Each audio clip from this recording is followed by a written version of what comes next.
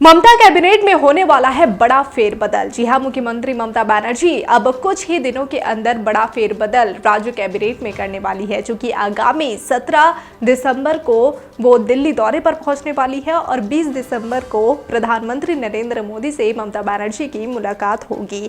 और वहां से लौटने के बाद ही, यानी दिल्ली से लौटने के बाद अब बंगाल पहुंचने पर सीएम ममता बनर्जी कुछ ही दिनों के अंदर कैबिनेट में बड़ा फेरबदल कर सकती है और इसमें नए चेहरों को लाकर चौंका सकती है सबको।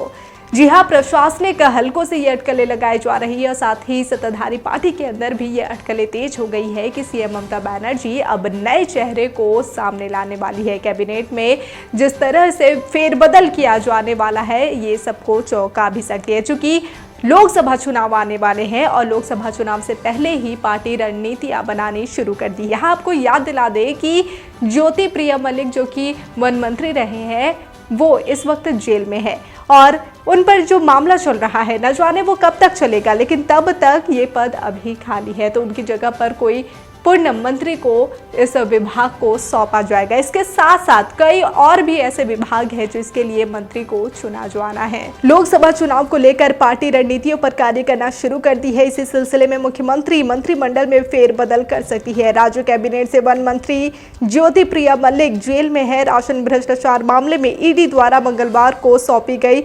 162 पन्नों की चार्जशीट में ज्योतिप्रिया का नाम शामिल है। अब ये मामला कब तक चलेगा ये कोई नहीं जानता। ऐसे में वन विभाग का काम एक पूर्ण मंत्री को सौंपा जा सकता है। बिरबहा हांसदा वर्तमान में वन विभाग की राज्य मंत्री है, उन्हें वन विभाग का पूर्ण मंत्री बनाए जाने की भी अटकलें तेज है। साथ ही पर्यटन विभाग की भी चर्चा तेज है। जी हां, पर्यटन विभाग भी अब चर्चा में आया है। इंद्रनील सेन इस कार्यालय में स्वतंत्र प्रभार के साथ राज्य मंत्री का पद संभालते हैं। प्रशासनिक हलकों में यह भी अफवाह है कि उन्हें पूर्ण मंत्री बनाया जा सकता है। ज्योतिप्रिया मलिक के पास औद्योगिक पुनर्निर्माण विभाग भी था। इस बात पर चर्चा है कि क्या ये कार्यालय किसी नए को दिया जा सकता है या अतिरिक्त जिम्मेदारी के रूप में उद्योग मंत्री के पास जाएगा। इसके चलते एक और जहां राज्य मंत्री से लेकर पूर्ण मंत्री तक फेरबदल की संभावना है, वहीं दूसरी ओर ऐसी खबरें हैं कि कैबिनेट में 1-2 नए चेहरे आ सकते हैं। एक राज्य मंत्रिमंडल में 44 मंत्री हो सकते हैं। ऐसे में साधन पांडे और सुब्रत साहा के निधन के बाद किसी नए व्यक्ति को कैबिनेट में नहीं लिया गया। विभाग की जिम्मेदारी दूसरे मंत्री को दे दी गई। कुछ मामलों में मुख्यमंत्री ने मंत्रिमंडल में फेरबदल कर कुछ विभागों की जिम्मेदारी भी अपने पास रखी है। ऐसे में माना जा रहा है कि लोकसभा चुनाव से पहले ममता राज्य कैबिनेट में नया चेहरा लाकर चौंका सकती है। नए साल में लोकसभा चुनाव होने वाले हैं और कांग्रेस, तृणमूल समाजवादी पार्टी, आम आदमी पार्टी, राजद, जेडीयू समेत भाजपा विरोधी राजनीतिक दल नरेंद्र मोदी को केंद्र की सत्ता से हटाने के लिए उतर आए हैं। इसको लेकर 19 तारीख को दिल्ली में अहम बैठक करने वाले हैं। इसमें भाजपा को सत्ता से बाहर निकालने के लिए विभिन्न राजनीतिक दलों के बीच बंटवारे और लड़ाई की रणनीतियों पर चर्चा होगी। इस बैठक में ममता बनर्जी के शामिल होने की उम्मीद है। ऐसे में अगला साल तृणमूल समेत बीजेपी विरोधी राजनीतिक दलों के लिए बेहद अहम है।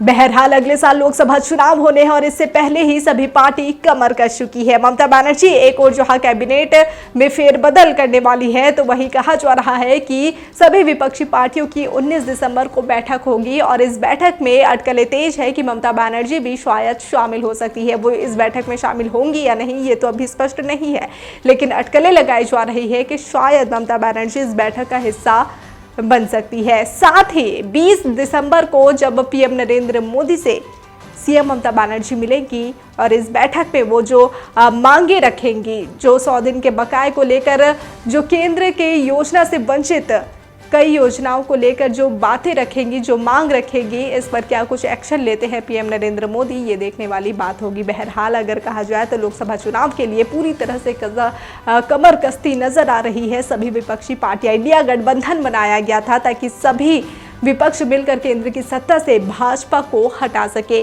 कहीं ना कहीं से 5 राज्यों में विधानसभा चुनाव के दौरान देखा गया कि ये सभी पार्टी अंदर ही अंदर में टूटती हुई नजर आए, लेकिन जैसे ही ये विधानसभा चुनाव संपन्न हुए, विधानसभा चुनाव के नतीजे सामने आए, इस नतीजे सामने आने के बाद देखा जा रहा है कि एक बार फिर से ये पार्टी, ये इंडिया गठबंधन एकजुट होने में जुट गई है।